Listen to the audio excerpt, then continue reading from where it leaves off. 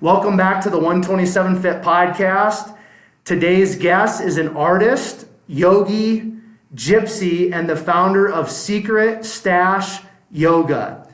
Today's guest is Katherine Harris. Katherine, I want to welcome you to the 127 Fit podcast. Thank you for having me. I'm excited. For sure. So we're going to just dive right into 4 warm-up questions, Kitty, to kind of just get the conversation ball rolling, so to speak.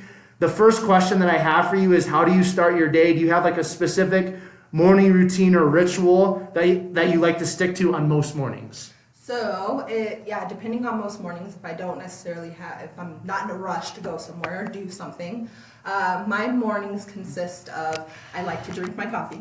So I definitely get up and I prepare that. And once my coffee is done, I will sit down and I do, as of recently, I started doing this thing where it's kind of like a dream journaling, basically. Cool. But instead of necessarily writing it out, I draw it out. So I draw like the scenes that stick out the most from a dream that I had that night. And I do this because dreams are very powerful parts of us. I mean, we spend a lot of time asleep, and I have very vivid dreams. And so I hope that when I sit down and I journal about it, it'll be able to help me navigate my day more. What am I trying to tell myself, basically? Through my dream, through this abstract, way of doing it. So I sit down in the morning, I'll draw out my dreams, and then I will kind of go through them, try to figure them out. And then usually, I guess it depends on the morning too. It depends on how I'm feeling.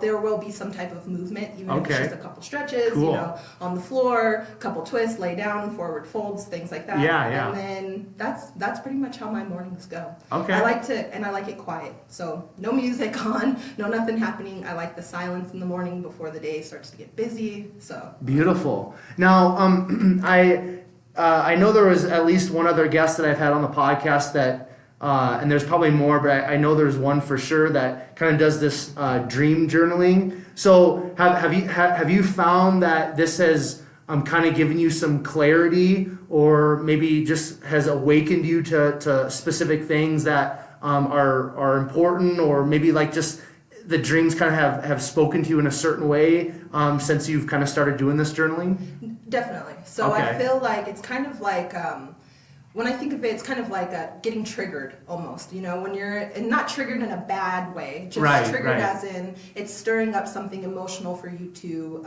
deal with, for you to face, for you to, talk about, or whatever it is. Mm-hmm. But so I feel like doing these dream journalings, I ask more questions. Mm-hmm. Why am I dreaming about this? What does the light mean? What does that person mean? What did this represent? So I'm asking all these questions, and they're allowing me to come forward with an answer of what I may think it might be, and how I can implement that into my day or my life, or where it affected me at some point in time too. Interesting. So I feel like it helps. It definitely helps I think about it for a little while, and then I'm like, okay, I'm done with that. Yeah. I mean, sometimes during the day, I'll come back to the dream and go, oh, maybe that's what it meant, or oh, maybe this is what it was. Cool. Yeah. Definitely. All right. I appreciate you sharing that. So do you have a favorite book or book that you like to gift often? So I love to read. Okay. I don't have a favorite because I don't think it's fair, because there are so many good ones out there. But just to rattle some off, if I have to suggest a book, The Power of Now is a great book for people to read. It is a very powerful book for people suffering maybe with anxiety or not feeling good enough or something like that, because being here in the now is a very powerful thing. For sure. I always suggest the 4 agreements, because we all make agreements with ourselves, even not just with those 4 agreements, but with agreements. So it's a good book to bring awareness to the conditioning we may have already made agreements to in our lives. And of course, because I love dreams, there's a book called Dream Yoga, which is a very good book. If you're interested in learning more about your dreams, or learning how to become lucid in your dreams, or just how it affects you, I highly suggest that. Cool.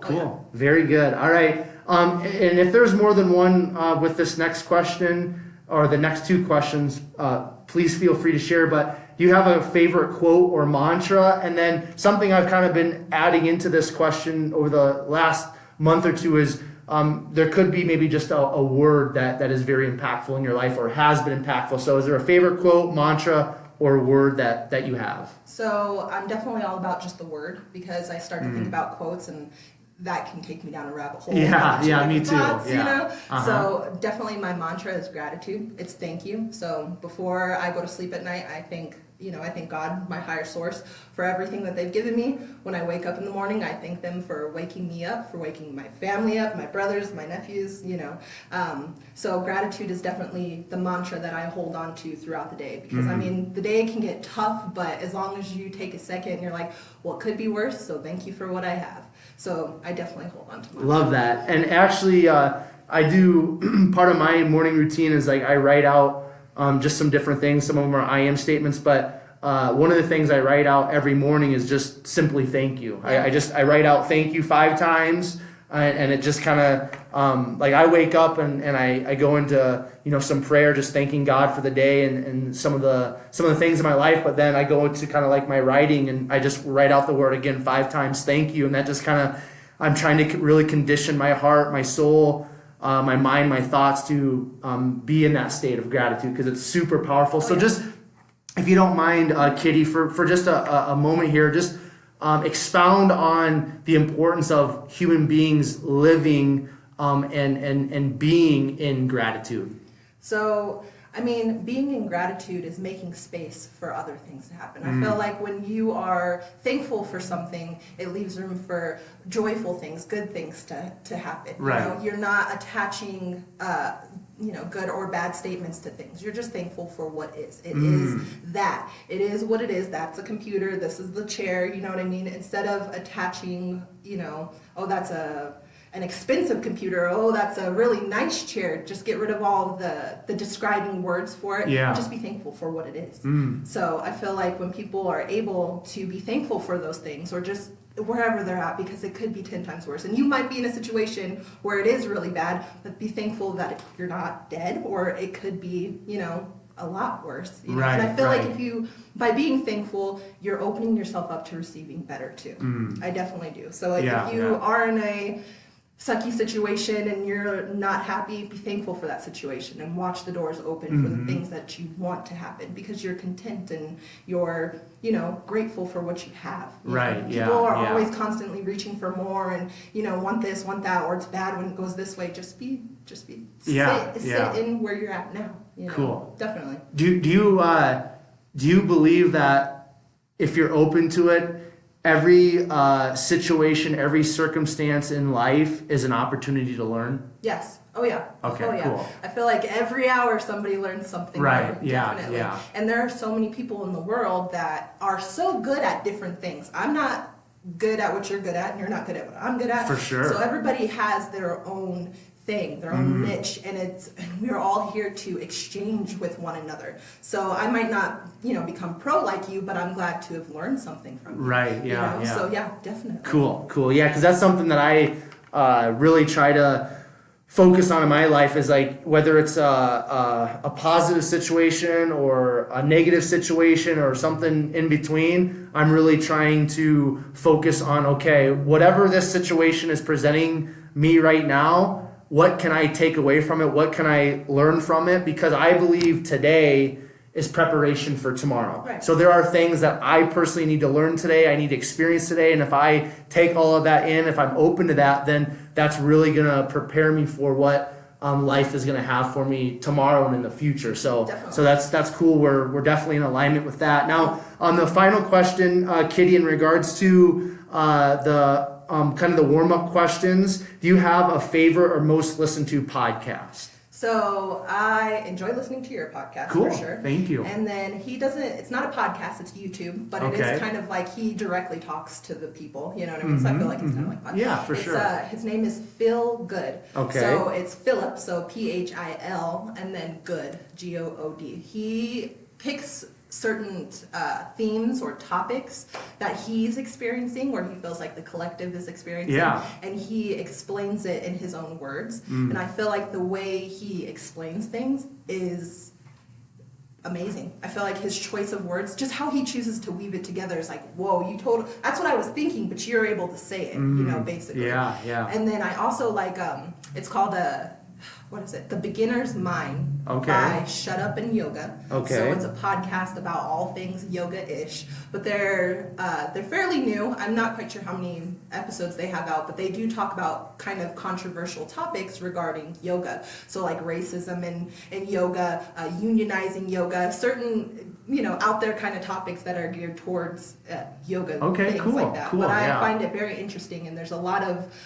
people that go on as guests, and they're very insightful on these things. Make you think like, oh wow, I never thought about that. Maybe I shouldn't do that in class, or maybe I shouldn't approach it like that. Cool. Definitely. Awesome. All right, so Kitty, that kind of just wraps up the warm-up for us today in regards to our conversation. Now, I want to just kind of like dig into your backstory. Yeah. So if you don't mind sharing with myself and the listeners, where did you grow up? Kind of what did those younger years look like? Were you involved in extracurricular activities? Were you involved in sports? Just kind of give us a little quick snapshot of what those younger years look like for you. So I am born and raised in Colorado Springs. Okay. I am a Colorado native. I love it here. Cool. I played a lot of sports in middle school and in high school. My family is very athletic, so I have 4 brothers, and I have an older sister. So I have 2 older brothers, 2 younger brothers, and an older sister. Okay, cool. And we all are athletic. We are all, we have our own basketball team, basically 6-man off the bench For if sure. you need a break. Sports have played a huge role in my life, in my family's life. So, in middle school, I played a different sport every season. At the end of 8th grade, I was voted most athletic in the yearbook. And then I went on to, in high school, I wanted to play football when I was in high school, but I was sat down and I was talked to, you might get hurt. This might not be the best sport for you to play. Let's try and put you in something else. So I decided to play volleyball instead. Okay. And so volleyball and basketball were like my main sports that I ended up playing. And Awesome. I loved it. My family is very big on basketball. Okay. So for me to kind of be more into volleyball, I just kind of took, the other route, basically. Yeah, I like it. But I love volleyball, and I ultimately got a scholarship to Trinidad State Junior College, which is 2 hours south of here. Okay. And I played for them for 2 years, which I also loved. Sweet. And it was definitely, I've always been a student athlete, but at the collegiate level, it's completely different. For sure it is, Especially when you leave your family, and you're on your own for the first time, and you've got all this freedom and everything. So that was definitely an interesting time. Definitely a growing time for me too. So Cool. But what else? What else is a snapshot of my life? Was there anything was there any like type of struggle in the sense of like maybe some peer pressure stuff? Was there any like maybe incident that kind of sticks out in your mind that was maybe kind of has shaped you in regards to who you are today from those earlier years, or not per se? Oh yeah, definitely. So peer pressure, I definitely feel like I was kind of pressured into playing basketball just because of all my older siblings playing. So, and they were very good at it. So they were, really good players. So it was always like, oh, well, you should play, you're athletic, you should do this, And I understand putting us into sports after school, keeping us busy and things like that. Yeah. But for a very long time, I was fighting basketball. I didn't like it. I didn't like going to practice. I didn't like having to do all this stuff. Yeah. And then it kind of changed for me when I started playing volleyball in high school, because I was more connected to it. I liked it. I wasn't pressured into doing it, necessarily. So I started to feel like, oh, well, I work really hard at this and I'm starting to do really good. What if I worked really hard at basketball instead of hating it so much? You know what I mean? I'd probably be really good at that too. Yeah. So definitely shaped a lot, having an athletic family, older siblings and stuff like that, and especially being on the team and the coaches, knowing that this is your brother or this is your sister, and they compare you to them and stuff like that. Yeah. Never liked it very much, but it did motivate me and it did push me to do that. And I definitely think I'm glad that I never gave up. I played basketball till my junior year, and I played volleyball all 4 years. Yeah. But I'm glad that I didn't let the peer pressure or me just not, dreading it allow me to give up, basically, because I met some good people. I feel like being in a team, being in a team sport, you learn to you learn to connect with other people, and you learn to appreciate them too. Just Right. like how we were saying earlier, you're better at something than I am. You know, my teammate is much better at this than me. You know what I mean? Right, and then to show them and to give them praise for them being so well. And that's why I like volleyball too, because after you get a point, everybody goes to the middle and it's like, you know, get to celebrate for that. For sure. So we're celebrating each other. So it definitely helped me navigate personal relationships, how to connect with people, you know, instead of being so, you know, closed off or, you know, closed-minded about things. So being with different personalities, especially in college, different girls that I've never met that come from different, you know, parts of the country, that have different beliefs, that have different, you know, rituals, things that they do. And you have to get used to living with them day in and day out. So it definitely helps you become more comfortable with learning about people and accepting people and understanding that sometimes that's just who they are. For sure. And not attaching things to it too. So definitely. So when you were younger and stuff, Kitty, were you what was your personality like? Were you pretty outgoing, or were you a little bit more shy? What did that kind of look like?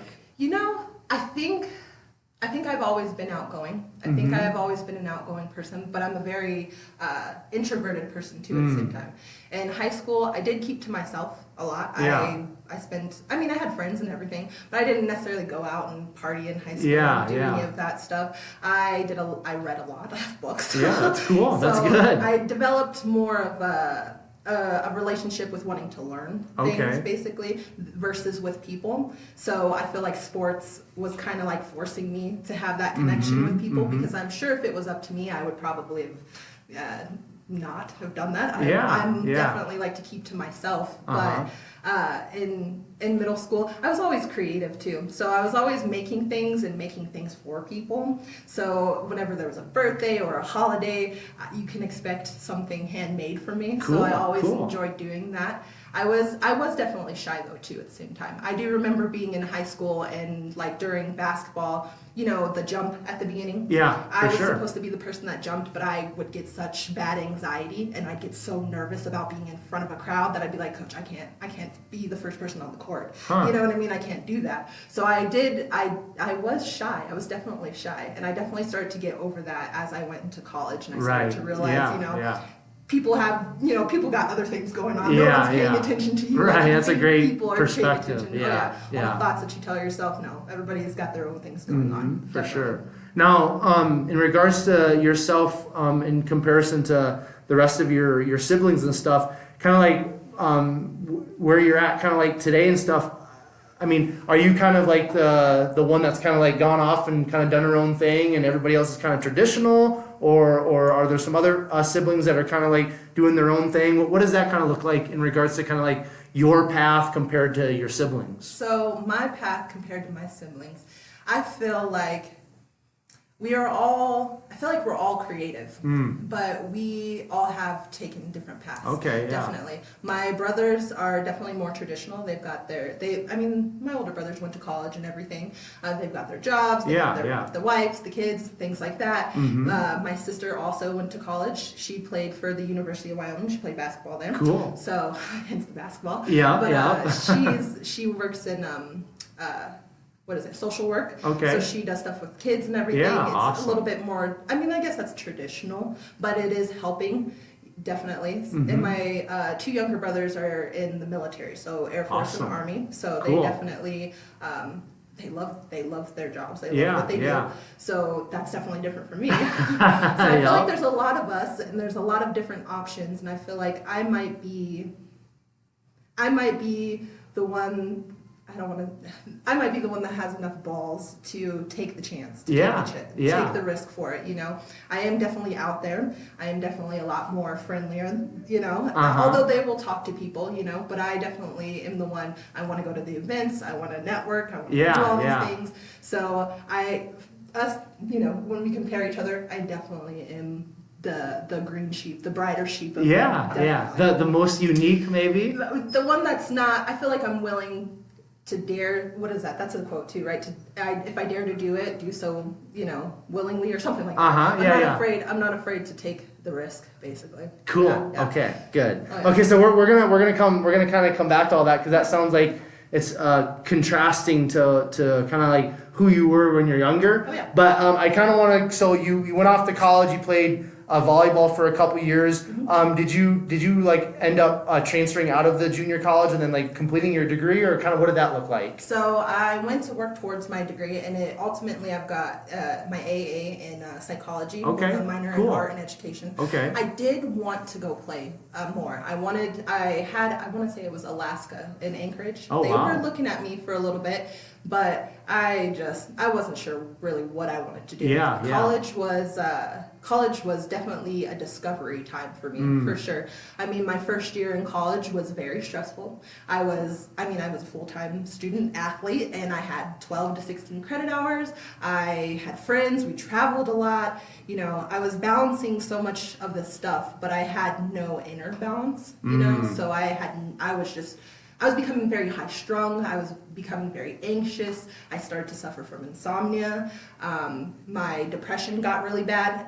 After my first year, I started to question if I even wanted to go to college. What was I doing? You know, so it started to get tough. And then my second year, well, actually, in my summer going into my sophomore year at college, is a friend of mine introduced cannabis to me. Okay. Because I was very wired. I couldn't slow down, and I wouldn't sleep for days. And then when I would sleep, I'd crash for days.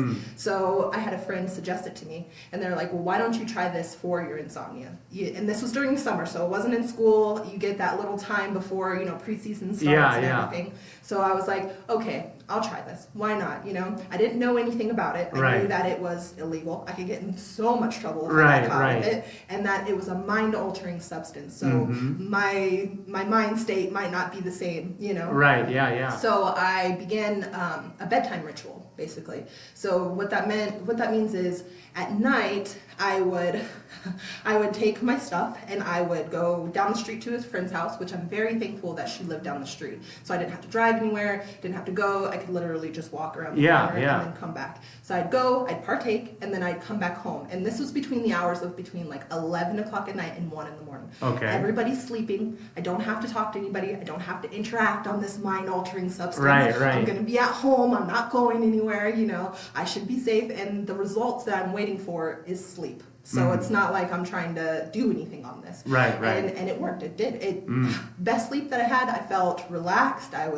I felt like I was unwinding. Yeah. And then I continued my bedtime ritual when I could. And then I went into my sophomore year feeling a lot more ready. I felt more prepared. I was like, I know what to expect now. I know what I'm doing. You know, I know there's a solution if I want to go to sleep, you know, so I'll be okay. And then my sophomore year was a great year. We did really good on the team.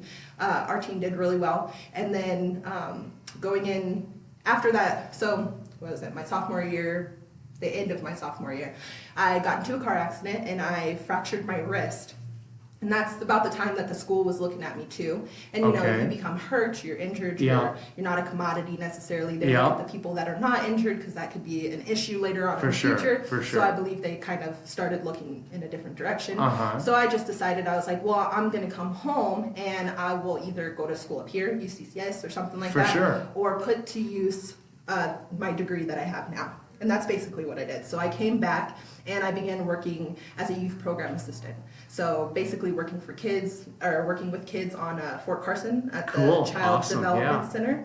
And I did a lot of that work for the next couple of years, working with Primrose Spring Ranch School. So basically school-age kids. So between the ages of like 1 and 5th grade. Basically. So, that was, and I got to implement my degree. So I felt like I wasn't necessarily wasting anything. I, you know, got to do what I wanted to do, but it wasn't necessarily what I wanted to do either, though. I was just kind of doing it because that's what I work towards, right? For sure. I gotcha. Oh, yeah. And I changed my degree. I want to say after my first semester in college. I went in for nursing. And because, you know, my parents suggested, nursing, it's a legit job, there's always a need for it, you're helping people, you know. I didn't realize all the work that went into it though either.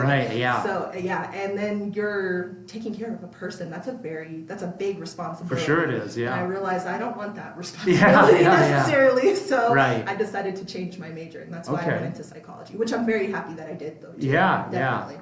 So let's want to touch on like kind of cannabis being introduced to you, and you talked about how it really helped you sleep, and it sounds like it really helped you kind of like chill out and everything. Now, because you said when you were younger, middle school, high school, and things like that, like you were very kind of introverted, and you played the sports and stuff like that, but you were more of a shy, quiet person. Yeah. So then once you get into college, you talked about just kind of the anxiety kind of really increased, and some of those types of things. So did cannabis really kind of like mellow you out and allow you to kind of like quote unquote like kind of come out of your shell, or what did it kind of do to you to really make that sophomore year, outside of providing better sleep for you? What did that cannabis really do for you, like personally?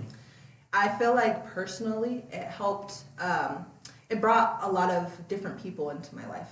So connections with different friends from the town, or different teammates that were on my team.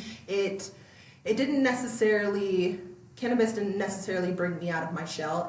I only used it for health reasons. And then eventually it turned into using it as social reasons. Right? Yeah. So as you're doing it socially with people, you begin to learn more about a person. And I feel like when people partake in cannabis, they let their guard down. They become more into themselves, and they're not so nervous about speaking about certain things. Yeah. They might have a moment of being paranoid about certain things, but ultimately it opens up conversation between people. Right. And I feel like that simple plant, just that simple thing was like we would all sit down in a circle, and we'd pass around, but we would talk and we would connect. And we'd go off on tangents about things, and I feel like that allowed me to kind of step out of my shell. So not necessarily me taking it, but me being a part of a group, and we're a community, so to speak, right? Basically, we're all doing it. And then I start to see how,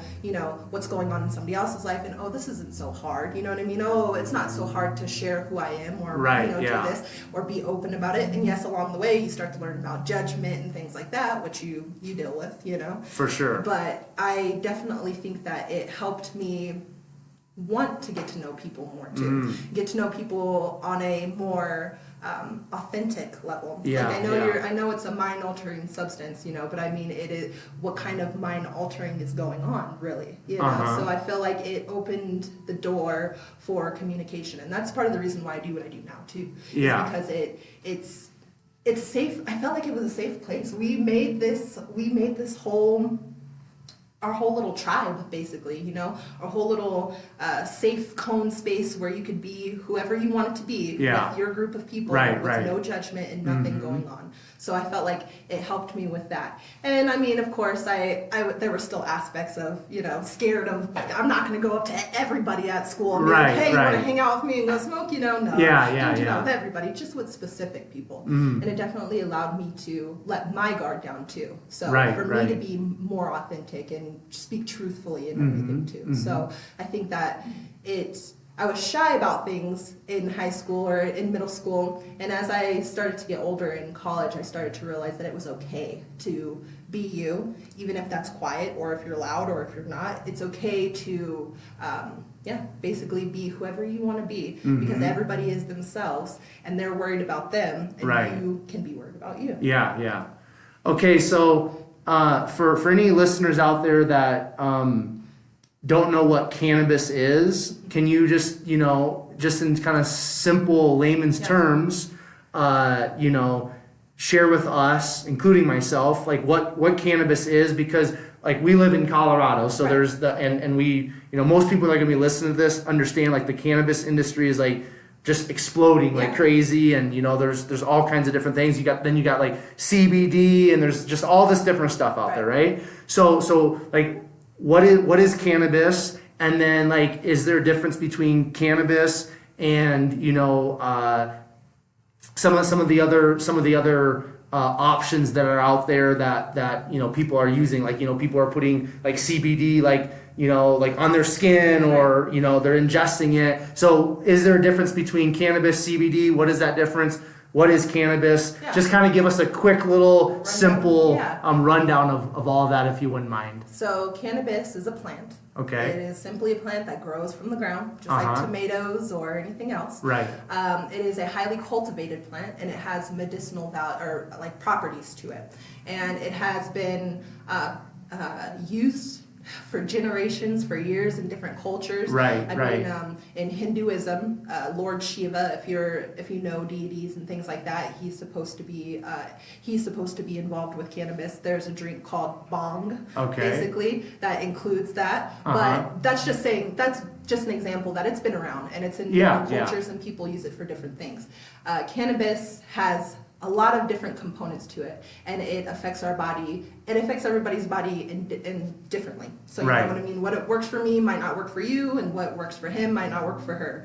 So the different components of this are CBD and THC, and CBD has been known to be the non-psychoactive part of the plant, and THC is the psychoactive part of the plant. Basically what that's saying is that THC, you'll get a high, and CBD is more for the body. You're not going to feel that side effect of it, basically. Okay. But with cannabis progressing, and we're in Colorado and everything, they're starting to find more and more parts of the plants. They're starting to be able to pinpoint what certain particulars in the plant will help. So there's CBD, there's CBGN, there's THCA, there's tons of different parts of it, and I won't go into all of that. Right, you just need the basics of it. Yeah. So it just depends on what you're trying to do. But ultimately, if you use it all together, we all have an endocannabinoid system in us, right? Yeah. And then we have CB1 receptors and CB2 receptors. They're just receptors that are throughout our body, in our organs, on our skin, in different tissues. So over time, people have developed different methods of being able to tap into these receptors, hence the lotions, the salves, the edibles, and things like that. And like I said earlier, different things affect people differently. So some people might not want to smoke. They don't like the whole smoking aspect of it. So they'll go eat a gummy, Okay. But you're still going to get a different feel.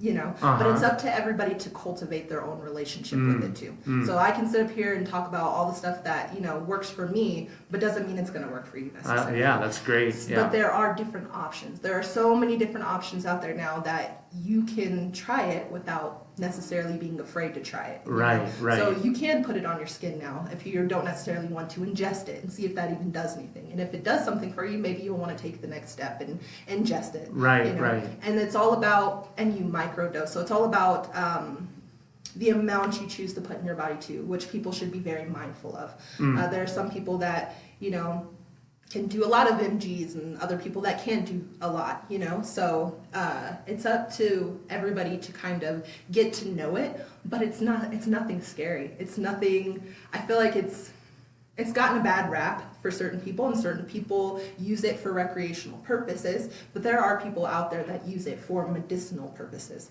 and I believe if you use it with the right intention, that it will be very beneficial to you. Right. For everybody.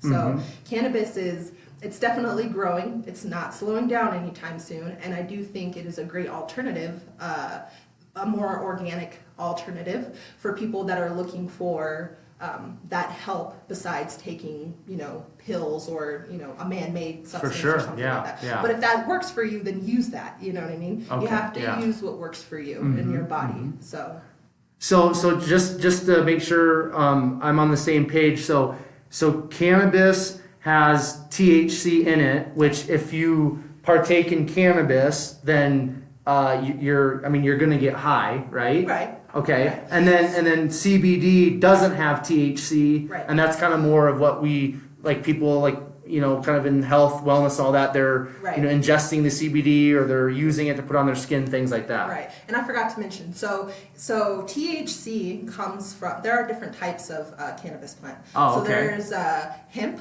Okay. There's yeah. cannabis sativa. And then there is ruderalis, cannabis ruderalis. Okay. Cannabis ruderalis is just kind of like a junk plant. It's just a plant. It doesn't really produce anything. Okay. Although people are doing studies about it, so that might change. Don't quote me on it. Yeah, But then there's sativa, or cannabis sativa, which holds THC and CBD. And you can extract the THC out of it to only get CBD, but you'll still have some, things left over, some THC left over. Yeah. So that's called full spectrum. Full spectrum CBD. Yeah, I've heard of that. Yeah. Yeah, and then hemp only produces CBD. It does not do THC. There is no mind-altering substance in that. Oh, okay. So typically most, not all CBD products, but most CBD products are from hemp plants. And then most of your THC products are coming from that cannabis sativa plant. Okay. Yeah. Oh yeah. So, Cool. I think, but I'm a big fan. I think that people should experience the whole thing. So if you're going to do, it's called the entourage effect, basically. So if you partake in CBD, maybe you should have like 1 part THC, because the plant works better as a whole. Just like with anybody. I mean, even just like with us, if we compare it to ourselves, you know what I mean? Mind, body, soul, we work better when they're all aligned. For sure, yeah. So if you have a plant that does CBD, THC, and whatever else, when you do it together, you're going to get the most benefit out of doing the whole thing. Okay. Yeah. Cool. All right, so I wanna step back into kind of your story, Yeah. And your evolution as an individual. So you moved back to the Springs. You're working with youth, doing some different things, but you kind of mentioned you enjoyed working with the kids, but maybe there was something missing, or it wasn't exactly like 100% what you were passionate about, what you want to be doing. So what was kind of that metamorphosis, so to speak, into kind of like you maybe discovering what you wanted to do, what you were passionate about? Because I firmly believe that God has put within each of us human beings, a passion, this desire, something for us to really go after during our time here on this earth. And so how did that work for you, and kind of what did that look like, Kitty, in regards to kind of maybe finding what you're passionate about, kind of finding your jam here on planet Earth? So how I feel like I got to where I'm at now, and I started to do what I wanted to do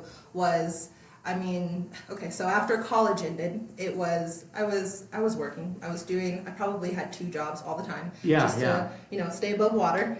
And I did these jobs to make money. I didn't do these jobs because I enjoyed them. For sure. And I started to realize that. And I was involved with somebody at the time, and they were a medical marijuana caregiver. So I was still involved in that aspect of everything, but I was also getting in trouble. So I got in trouble with the law, and I was in trouble for quite a while there.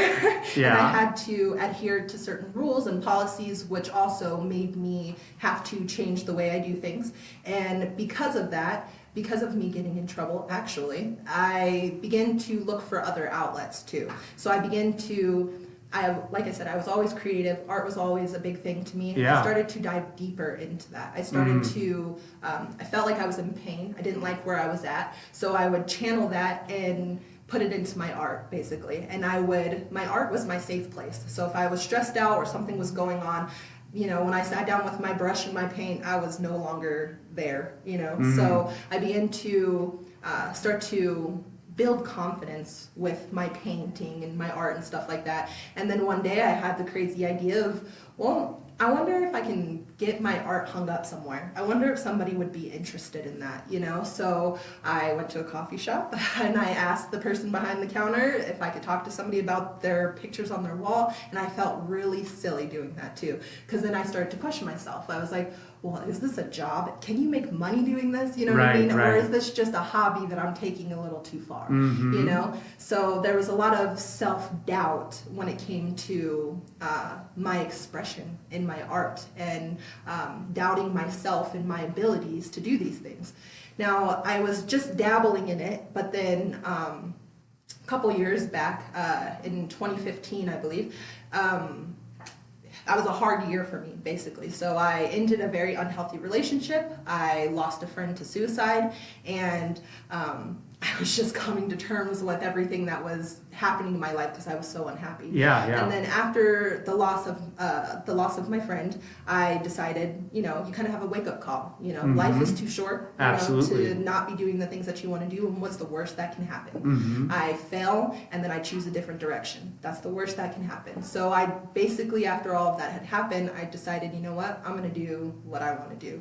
I'm going to see if this is going to work. So I started looking into anything possible in Colorado that had to do with art, anything, all the galleries, all the coffee shops that did art showings and stuff like that. I started to dive into it. I dove into it feet first, and the dominoes started to fall. You start following something that you're passionate about, and the doors start to open. Absolutely. So I got my art in an art gallery, so Art 111, which is downtown. I began showing my art there, so I got to have my art out every month, which was exciting, which meant that I got to produce things. Yeah. I showed in so many different restaurants downtown. What else? I began holding classes too. So I began holding classes for adults. It was kind of like a painting with a twist. Just simple acrylic on 16 by 20 canvases. We'd all sit around and just paint and talk. And then after that, I got my first solo exhibit showing where it was just me. And I was like, what? This is great. What else do I want to do? What else is in my life that I love? What else can I do for this, So I started to dive deeper into the things that I love to do, which was yoga and cannabis. And cannabis has been... I involve it in almost everything that I do. You know what I mean? So I would do my rituals, and then sit down and paint, or I would do my ritual and sit down and do yoga, So I began thinking, well, where can I find people like that here? So I started looking for that here, and I couldn't find it. I couldn't find, there were people that were interested in doing all of it, but there was nobody necessarily doing it. So I thought that, well, this is the time to go into that avenue. So I decided to volunteer at a local cannabis club, and I volunteered there so I can learn more about, the customer service aspect of certain things and getting to know people that were using it for different reasons.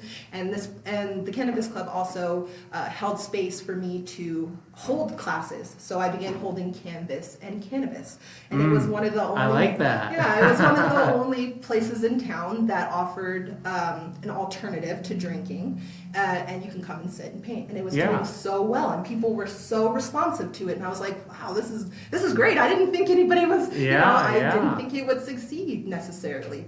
And so it was doing really well. And I was like, well, what else can I pair with it? What else do I like to do? And then that's where yoga came in. Yoga's always, I remember doing yoga in college on Wednesdays at 5 a.m. in the morning and hating it. But then after I got out of college, I was like, I need to continue to be active. What can I do? So yoga was that thing. So then I was like, well, I'm going to go get my yoga teacher certification. So I joined that, and I started doing my training, and I was like, well, I wonder if there's like a cannabis yoga around. I wonder if people do that here. And my best friend actually, which is so crazy, the timing, you know what I mean? When you start doing stuff, the universe just shows up for you. So she brought me this book that was called Ganja Yoga by Dee Gasalt.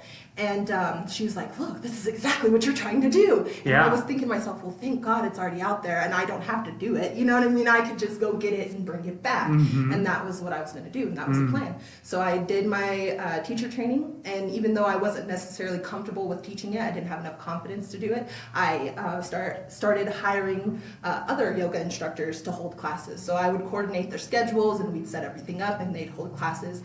And of course, they were people that had some type of background in cannabis as well too. So I started holding classes, and then as time goes on, I actually am working for the author of the book now. Wow. Yeah. So I'm like her virtual assistant. She lives out in California, and I help her with certain tasks that she sends my way. But ultimately, I followed her, and I wanted to go to her teacher training. I wanted to do her stuff, and she reached out to me and was like, hey, do you think you'd want to work for trade? Do you think that you could work for me and you come out to California? We'll do ganja yoga teacher training, which is a thing, and it is approved by Yoga Alliance. So it's 50 hours of continuing education credits. So I was like, yeah, let's do this. And so I finished my yoga teacher training. I went to California and I did that teacher training with her. And then I came back with a lot more confidence because I had already been coordinating these classes for about a year. And but I wasn't personally teaching them. Right, yeah, right. So then I came back after that and I felt much more confident and I began teaching them, and I ultimately ended up getting 2 to 3 other teachers underneath me, and we all have been trying to hold more classes here. So it's definitely taking off. It's definitely getting attention where it needs to get attention at. Yeah. But basically that time in 2015 where feel like I hit rock bottom, where it was a very hard time. I was hating the world. I wasn't happy with myself. I wasn't happy with my situation. And everybody always says, if you're not happy, then change it. If you're not happy, then change it. So my thing was, what can I change? So I sat down and looked at my life on the desk and said, what part could I change to make me happier, to make me feel better? And the one that stuck out was art, was doing what I'd like to do. Because I was teaching kids, you know what I mean? So I had always been an instructor of some sort. So I wanted to incorporate that into it. But having that rock bottom happen gave me that push to get over the fear, basically. Get over the fear of failure, of whatever it may be, because the worst that could happen is it doesn't work out, and then I can go back to doing what I was doing or pick a different subject. And that's what's so beautiful about the world too, is that there are so many different options, that just because one thing doesn't work doesn't mean you can't try something else. For sure. You have to try on you have to try on all the different shoes before you find the one that fits. Right. So I felt like I did that for a while, and then death is definitely a wake-up call. It is. Because life is too short, and we're young, and the world is here for us. Right, we've got to take advantage of that. Man, that's really beautiful. Now, I just kind of want to, just touch on a few things here. Now, it's like, I firmly believe that, it's really important for us as human beings to go inward, to have this, kind of self-discovery, self-awakening, to find our why, to find our passion that I kind of spoke on earlier. So, and it sounds like art was really something that, was and still is deep within your soul, deep within your heart. It lights you up, it excites you. So was it really kind of like this whole transformation, Kitty? Was it really just you simply saying, you know what lights me up? What excites me? What am I passionate about? What do I love? And it's art, and then you just kind of started stepping in that direction. Was it really that simple, or was there some other kind of self-discovery work that you kind of had to go through to really start stepping into that art and pursuing that? Well, and just like I feel like just like with anything, whenever you start going in opposite direction of where you were, there will always be resistance in some area of your life. Whether that be with friends or with family, which I'm very thankful that my family has always been very supportive, so I didn't necessarily have to worry about that type of resistance. But there were certain friends, that didn't necessarily believe in what I was doing, or they didn't think it was going to go somewhere, or so that was something that I had to deal with. And the judgment.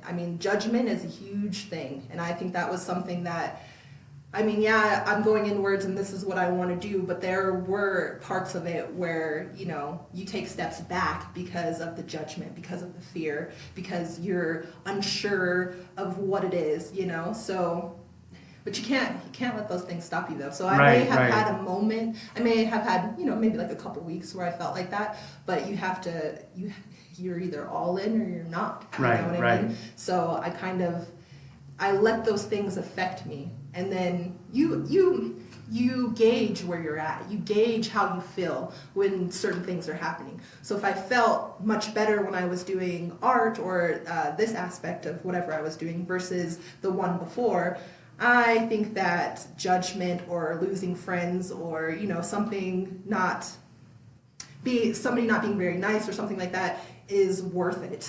Definitely. Right. You know, because you go to sleep with yourself at night, you wake up with yourself, you Yep. know, so you can't attach to those negative things that are happening to you during this process. And I think that, I mean, even today, you know what I mean? And as I get older, I'm sure it's still a learning process. I don't know everything, you know what I mean? But I think that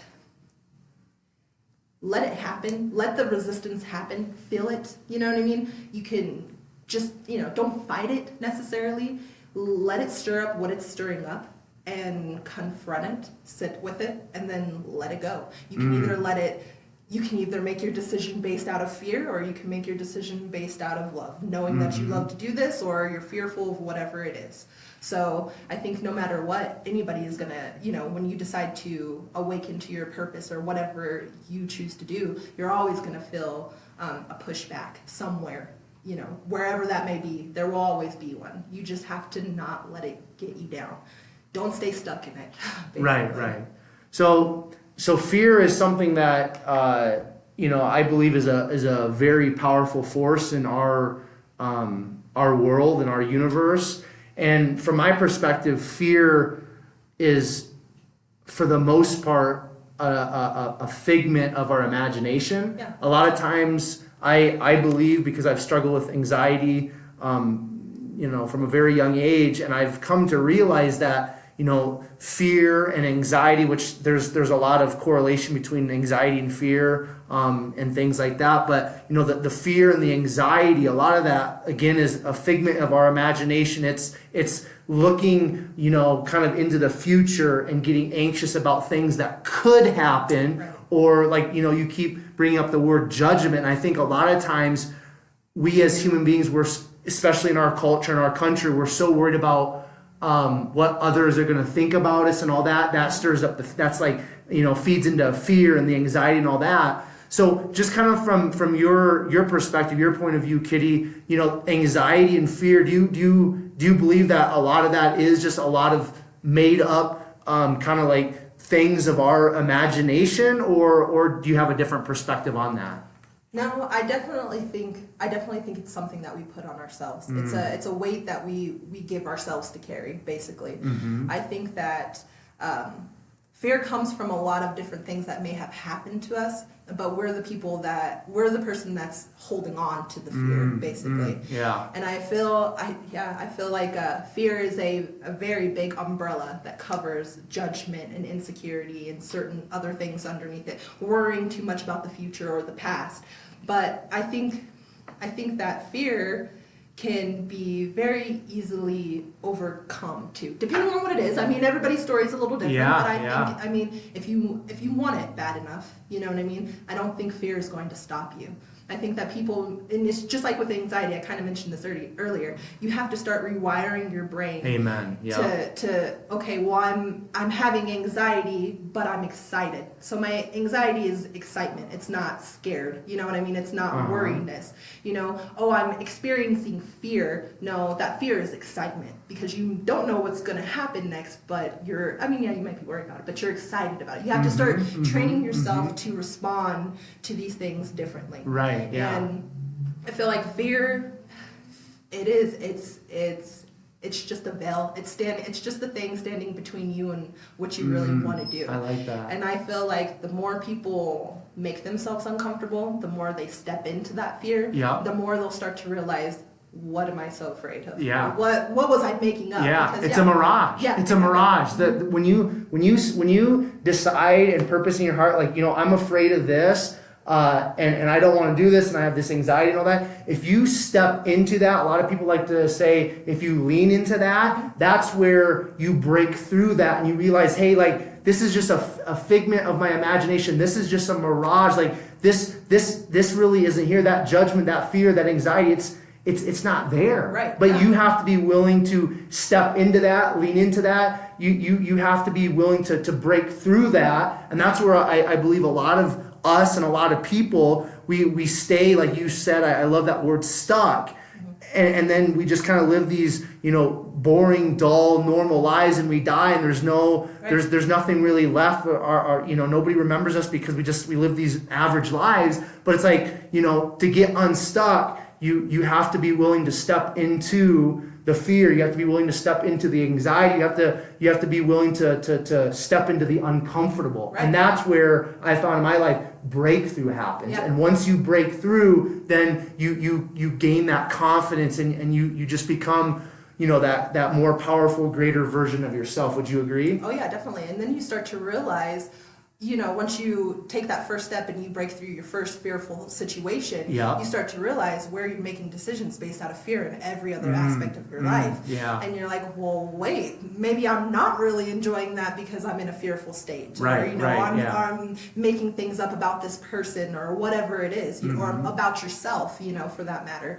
But I feel like once you, like you said, once you stepped into it, and I feel like once you've made up your mind, once I made up my mind about what I wanted to do, yeah, I was scared, but it wasn't a very high level of, anxiety or scared. Right, Fearfulness. yeah. Like, yeah, I'm fearful for it. But once you know what you want to do, there's nothing that's going to stop you from doing what you want to do. It sets you free. It does. It Yeah, definitely does. yeah. And it makes you more confident in yourself too. Because Yeah. you know where your center is. For sure. You know where you're going or how it's going to affect you. You know what I mean? And then you start to see it in other people. You know what I mean? Making decisions based out of fear, and it's like, I can help you, or like just take this suggestion. You know what I mean? You can be living 10 times, more happier or more balanced if you just take a step to do this. But we're so programmed to do be like this and do certain things, especially at a young age. I feel like fear kicks in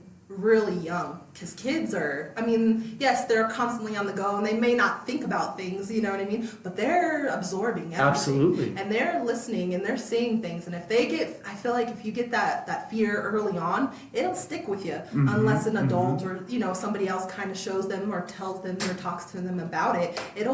That's snowballs. It becomes a bigger snowball into something else, that For later sure. on, like us or as adults, we have to unravel that snowball. So definitely early on at a young age, I think people need to be showing children that it's okay to be a little fearful, but don't let it determine what you're doing. Yeah, You know what I mean? yeah, Show them, yeah. I'm a little scared, but watch me go out there and kill it. For sure. Yeah. Definitely. Powerful words. I concur. Now, so cannabis has been a part of your life since college, right? I mean, you've partook in it, and it's been a part of your life since your early 20s and things like that. Do you believe, Kitty, that you would be the person that you have transformed into today, where we're sitting at right here during this podcast conversation? Do you believe that you'd be the person you are today without cannabis? Do I think I'd be the person I am today? Yeah, I do. I think I'd be the person I am today, because I think I'd be the person I am today without art, without yoga, without anything, because all of these things outside of us are just tools. They're just things that we can use to express ourselves. Yeah. So if I didn't have art, if I didn't have yoga, if I didn't have cannabis, I'd find a different way. You know what I mean? I like that. These are just things that I'm supplementing into my life. They're just things that I'm doing to help me feel good, or to, give back to my community and my collective. But I think if you took, and I hope this is for everybody, if you took, all of the stuff that I think I love away, I would still be who I am, and I hope that everybody has that center of who they are, And I feel like when I say that, I feel like coming from when I got in trouble, I went to jail for a little bit. So you get taken away from your whole entire world, from all the stuff that you want, that you need to do, that that would help you. You get placed in a box, basically, to sit with yourself.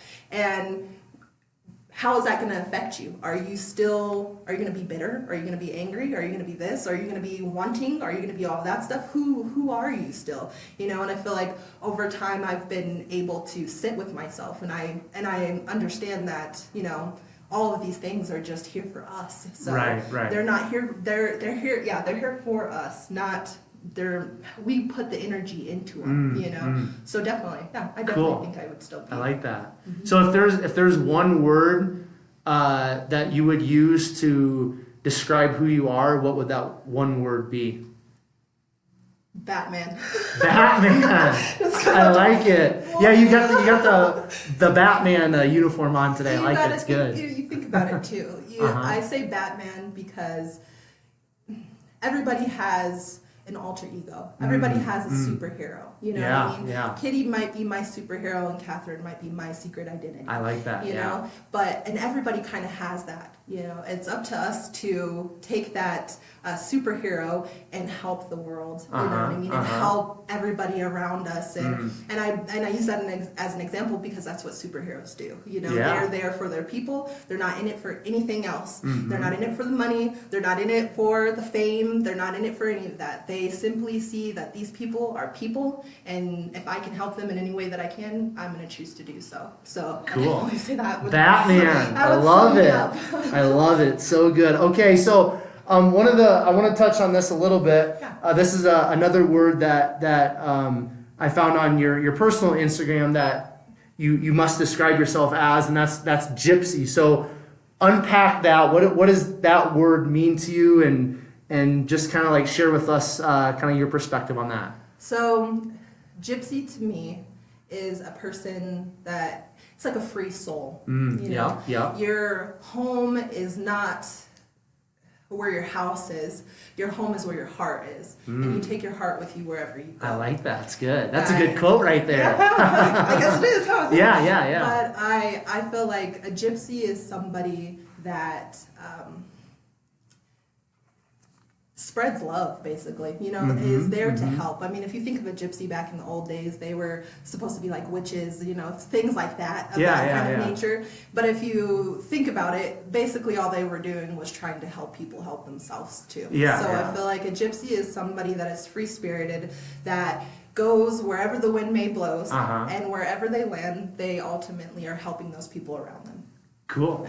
I like it. Okay, so we've touched on, you know, we've touched on the cannabis, we've touched on the yoga, we've touched on you, you know, kind of like, you know, helping other people kind of teach the cannabis infused yoga, and then you have done your training and things like that. So I just want you to really kind of like share, you know, about Secret Stash Yoga, and then like what is kind of that entail, and then now have you actually stepped into, now that you've kind of got your training and stuff and your confidence and things like that, are you now teaching? What does Secret Stash Yoga look like? What is it all about? And I want, because this is something I want to know about, like how do you infuse cannabis into yoga? Okay, so Secret Stash Yoga is a cannabis optional class, basically. It's optional. You don't have to do it. I do have students that come for the friends, you know what I mean? They don't come to partake in anything. You're still doing yoga. It's just you're having the option to supplement this into your practice. Just like somebody does pre-workout before they go into the gym. Great point. You can do the same thing with this.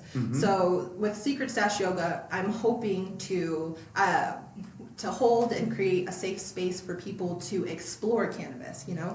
So for people that are curious about it, you know, a lot of older people suffer from, or maybe not older people, it doesn't matter who you are. Some people suffer from very severe illnesses, ailments, you know what I mean? Chronic pain, arthritis, muscle spasms, you know, cancer, things like that. And the only thing they choose to do to get relief from those is partaking cannabis, medicinal cannabis, or they'll do yoga. That's what I've seen, you know, in my practice, and what I've seen in my life is people, when something is, you know, when you don't feel good or something's going on, they supplement something into their life help them make themselves feel better.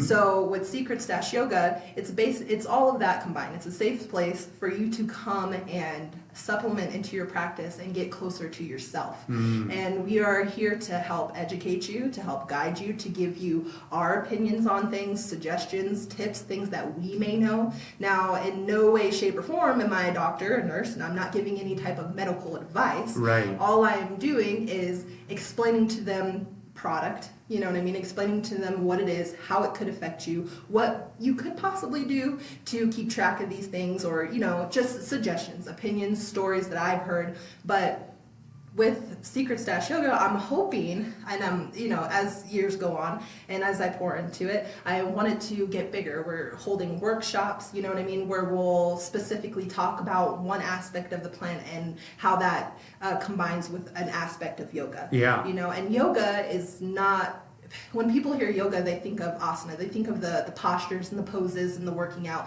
There's so much more to it. For sure. And just like cannabis, you know what I mean? There are so many different aspects of yoga. There's the breath work. There's the meditation. There's the, you know, there are the poses. There's the yamas and the niyamas, how we treat other people and how we treat ourselves, basically. So there are different aspects of it.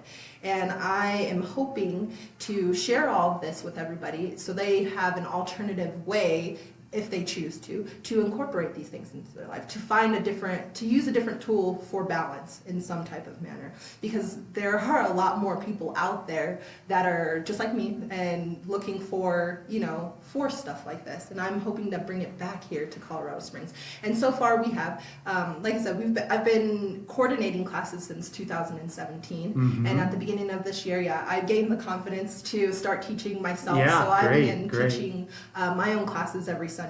And the good thing about yoga and about having so many different instructors is everybody has their own style. Everybody has their own touch, the way they speak, you know, their stories. And I feel like the more I can connect people with that, the more comfortable people will get with these things as well.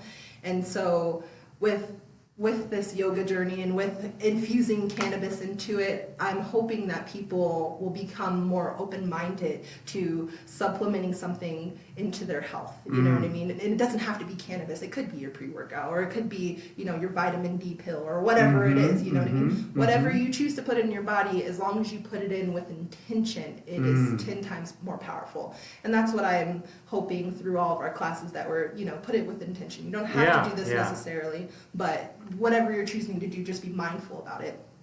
Now, with Secret Stash growing, I want to gain more students, teachers underneath me, so I can connect them with more people.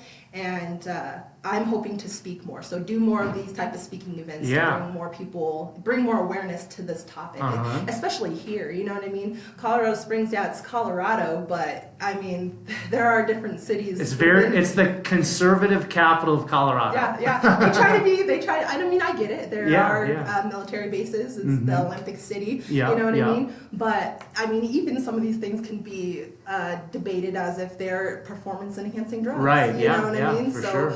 it's enhancing something for you. It's my hope with Secret Stash Yoga that people, to hold a safe space for people to come and explore this aspect of it, you know? And just from what I've seen, I have met different people with these illnesses and ailments that this has changed their life, you know? And I've had students that they came in, and not even just the cannabis, the community in it. You know what I mean? The camaraderie between everybody, the connections that you make within class, they continue outside of class, you know? So I think that's very important too, for people to know you're not alone, you know? You don't have to hide. You don't have to be ashamed of certain things. And especially with the stigma around cannabis, even though it's slowly starting to, deteriorate, which is good, but there are still people that have their preconditioned beliefs about it. For sure, So just quickly, so how do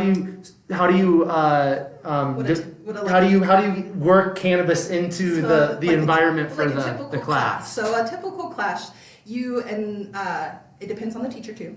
But for me, a typical class would be, you hopefully would arrive about 30 minutes before class would actually start. Okay. And depending on your preference, you have the opportunity to partake in cannabis. However you choose to do that, whether that be with concentrate, whether that be with a joint, whether that be with your edibles, with your lotions, however you choose to incorporate that into your practice. But I do also have my own little, like a picnic table, I call it. It's like a picnic table of goodies that you can, if you have a question about, or you're curious to see, how will this affect my practice or whatever, I will discuss that with you. But I have noticed typically people don't do it before they they practice. I do it before I practice because it helps me get more in touch with myself. Yeah. But so you have the option to do it before class, then we will go through our hour-long class. And typically our theme, we try to weave cannabis into that. So like if you think of energy, right? A plant does the same thing. Photosynthesis, right? It absorbs it, it brings it in, it brings it to the ground, it transforms it, brings it back out, and gives it to the world.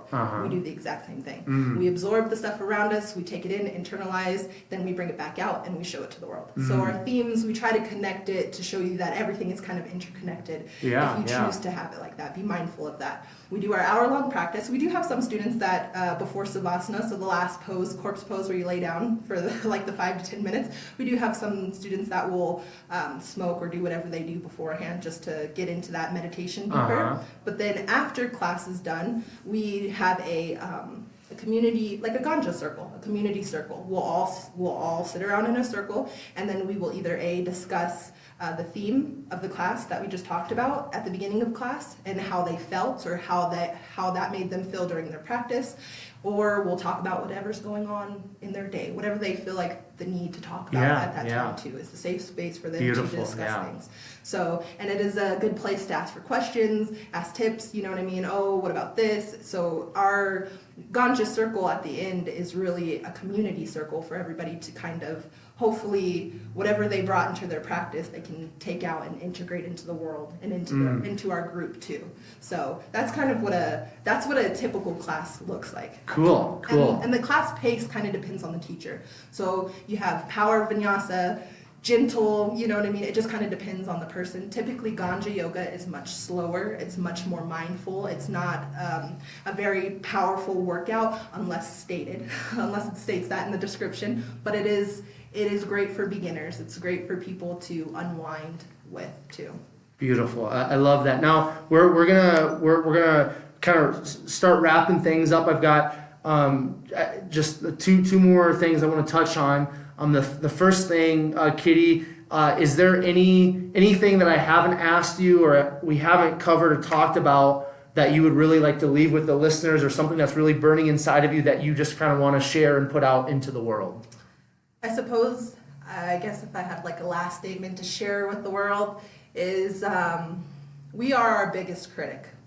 We are our biggest critic, and we are the biggest critic to others too. So I've been mentioning judgment a lot. Yes. And I hope that if you take anything away from this conversation at all, is to not judge a book by its cover.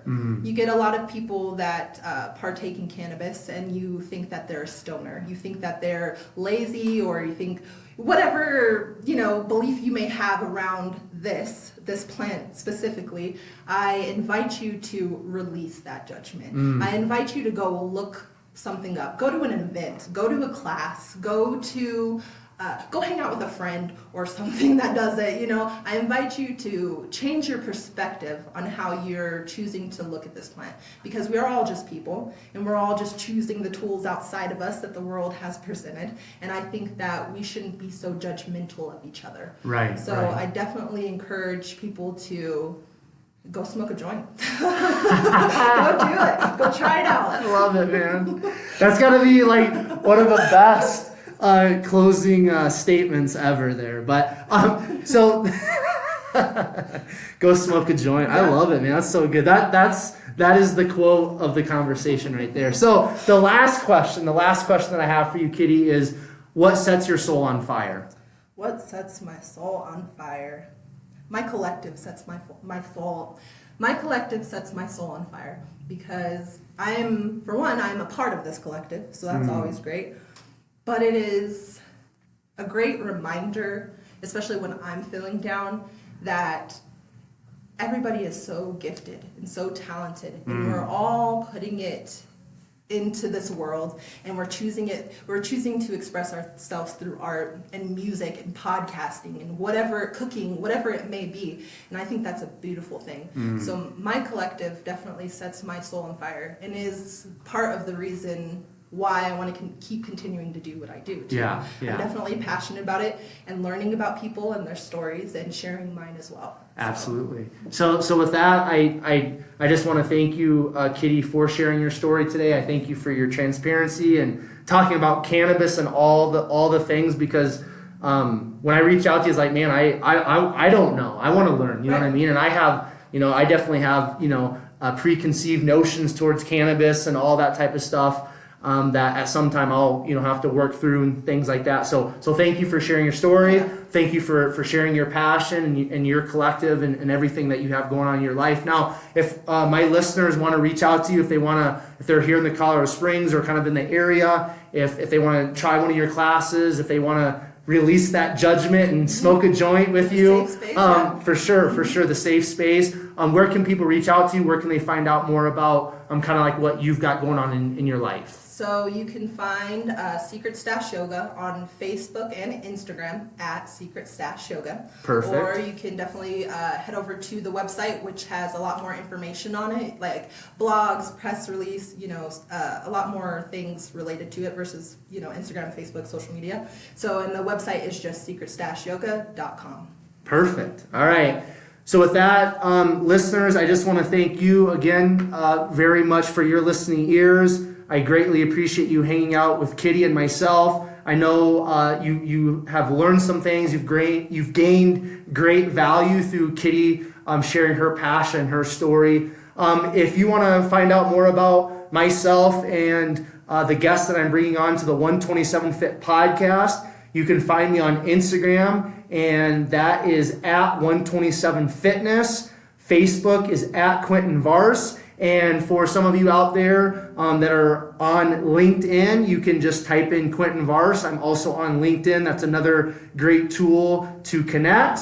And if you are interested in starting your own podcast, just check out the show notes for this episode. There will be a link down there that you can click on, and that will give you a month free of podcasting through Podbean. If you guys would do me a huge favor and please leave a 5-star rating and review for this episode or any episode that you're finding great value in, that would be greatly appreciated. Also, subscribe to the podcast. If you think you would be a great guest, or if you have a friend or an acquaintance you think would be a great guest or guest for the 127 Fit podcast, send me an email or give this email out. The email is 127fit@gmail.com. And as you guys are finding that value in an episode or episodes of the 127 Fit podcast, if you could do me another favor and share that episode or episodes on your Facebook and Instagram stories using the hashtag #BeSomeoneToFollow, that would be super cool. And per the usual, I will leave you with Proverbs 24:10,